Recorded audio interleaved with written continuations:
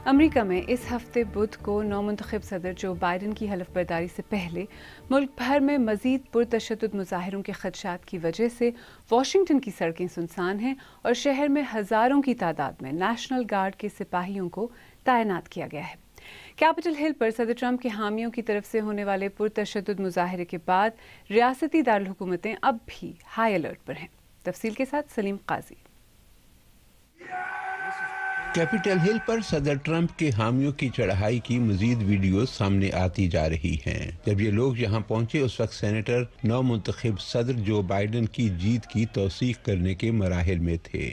یہاں مظاہرین سینٹ میں ڈونلڈ ٹرمپ کے سب سے بڑے حامی سینیٹر ٹیڈ کروز کے کاغذوں کو الٹ پلٹ کر دیکھ رہے ہیں۔ یہ تو ہمیں بیچ رہا تھا۔ دیکھو دیکھو ایریزونا کے ووٹوں کی گنتی پہ اعتراض۔ کیپٹل ہل پر صدر ٹرمپ کے حامیوں کے حملے کے بعد یہاں سخت سیکیورٹی کے باعث زندگی مفلوج ہو کر رہ گئی ہے۔ اب یہ شہر ایک قلعے کا منظر پیش کر رہا ہے۔ ایف بی آئی نے خبردار کیا ہے کہ صدر ٹرمپ کے مسلح حامی بدھ کے روز جو بائیڈن اور کاملا ہیرس کی حلف برداری کی تقریب کو درہم برہم کر سکتے ہیں۔ یہ تقریب ماضی کی تقریب سے بالکل مختلف ہوگی۔ اس کی بڑی وجہ تو کووڈ کی وبا ہے، لیکن ہم حلف لے رہے ہیں اور وہ کرنے جا رہے ہیں جسے کرنے کے لیے ہمیں منتخب کیا گیا ہے۔ لوگوں کو وبا سے محفوظ رکھنا۔ ہم چاہتے ہیں کہ پہلے 100 دنوں میں 100 ملین لوگوں کو ویکسین لگائیں۔ یہ بہت مشکل ہوگا۔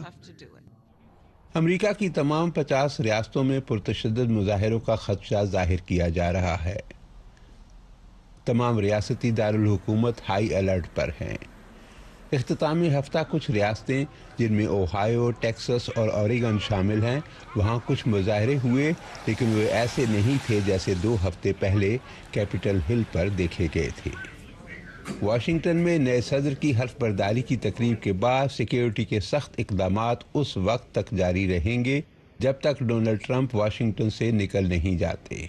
پارلیمنٹ بلڈنگ کے فرشوں پر لیٹے ہوئے فوجیوں کے یہ دستے ہمیں یاد دلاتے ہیں کہ امریکہ میں حالات اب پہلے جیسے نہیں رہے۔